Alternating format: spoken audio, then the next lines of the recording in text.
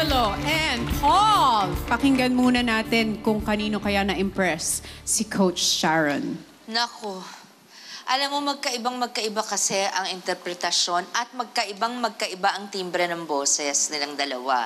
Pero kung ako ang pipili, sa round na to, ang pipiliin ko ay si Paul. Thank you po. Hindi ko alam na ganito pa. Pwede pala maging ganito kaswabe, kagwapo itong kantang itong Sinta. Pero for this round, siguro ang pipiliin ko si Paul. Para naman kay Coach Lea. For this, naging mas interesting for me when I see a smaller young man with a very intense delivery. So for this round, I'm picking you. I'm picking Angelo. Pumasa kayo ng competition na to na may sa genre ng rockista. Pero iba yung narinig ko sa boses nyo eh.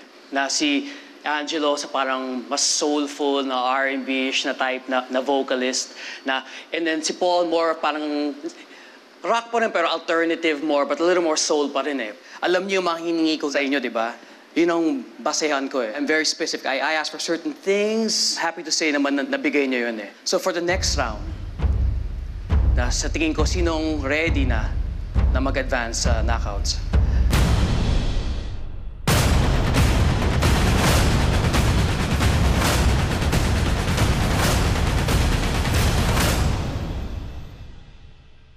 I'll go with Angelo. Congratulations, Angelo! Mag-move on ka na sa knockouts and you're still part of Team Bamboo. Congratulations!